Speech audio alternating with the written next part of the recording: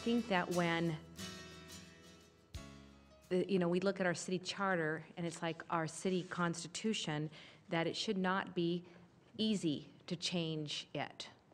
And I believe that's, my opinion, is one of the reasons why the whole concept of a single subject rule is there, that people would have plenty of time and opportunity to look at one item at a time, changing something like a charter, making a charter change, that people, the citizens, know exactly the intent of an issue, what it would cost or not cost, how it would change current law, and there would be a clarity among everybody's minds of what they were voting yes or no on. I am not at all convinced that the ballot title is a single subject issue at all. I read it and I just can't go there, and I really appreciate Councilman French's supporting talking about supporting our oath of the Constitution, because I totally agree. Reading out of the potential lawsuit that would be filed tomorrow morning, I was told by Envision Spokane, we didn't send it forward because, and once again, I believe each item should be sent to the people for a vote. Let's talk about them and let's get all the facts out there and let's debate the issues. Talking about the single subject rule, on their page 6, they say it is assumed that the single subject provision found within the Spokane Home Rule Charter applies to a proposed charter amendment, although no decisions have been issued which construe that provision. And so I would like to suggest that we figure that one out first, exactly how that applies. I'm very concerned personally, however it would end up going on the ballot as one grouping or single items one at a time, that in light of the new normal that our local economists and those within the state are talking about, that we may have less and less resources to do those things that are most important to us, such as keeping our public safe and fixing those roads, that I think it's wise for Spokane to consider just how great of a test site they want to be in these new rules.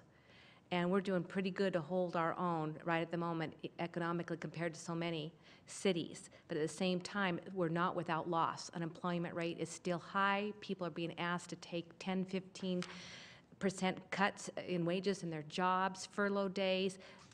This is not like a prime time, and we don't have excess money sitting in the side to fight legal battles over these proposed amendments.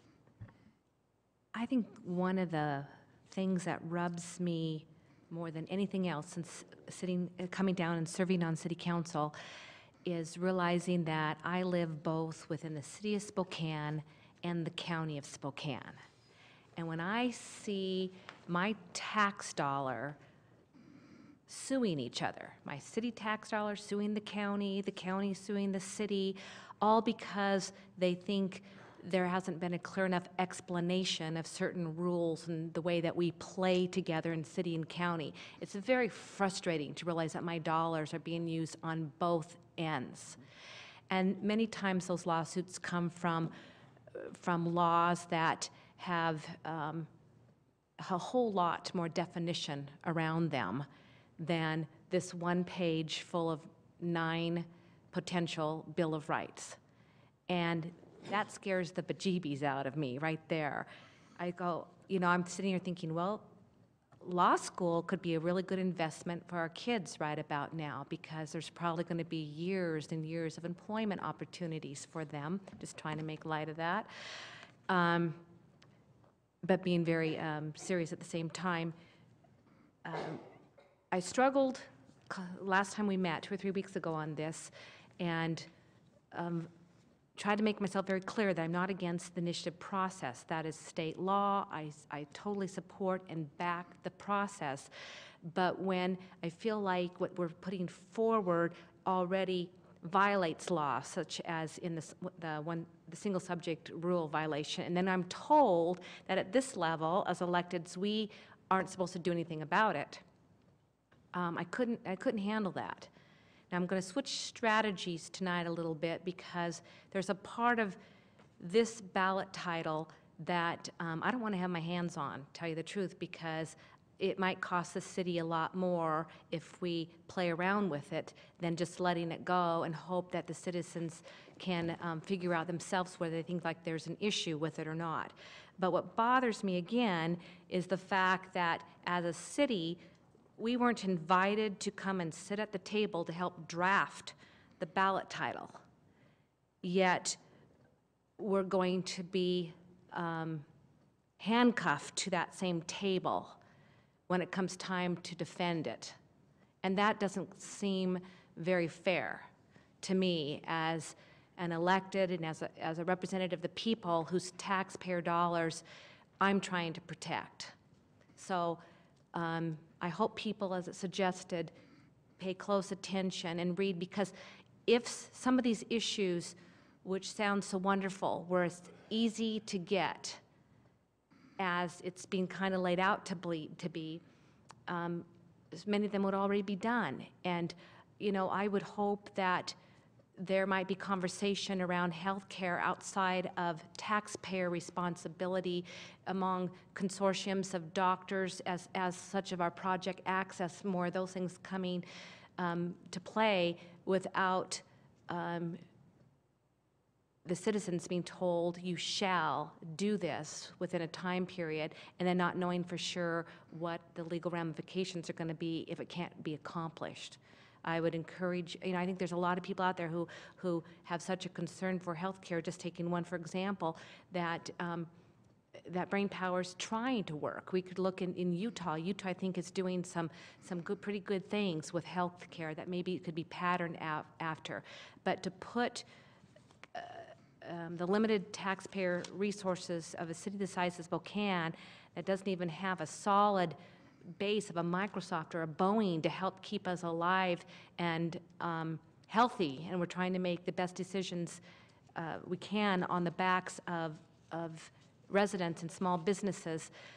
I just can't believe that we're the city that should be taking on the potential of such huge litigation issues.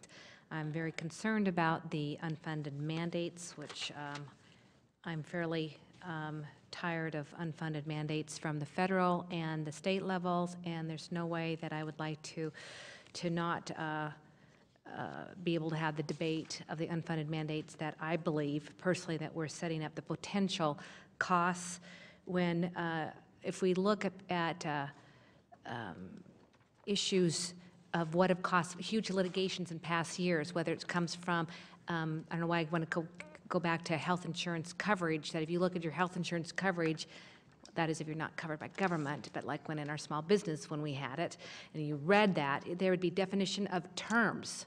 There would be exactly exemptions of what was covered, what was not covered. You knew exactly.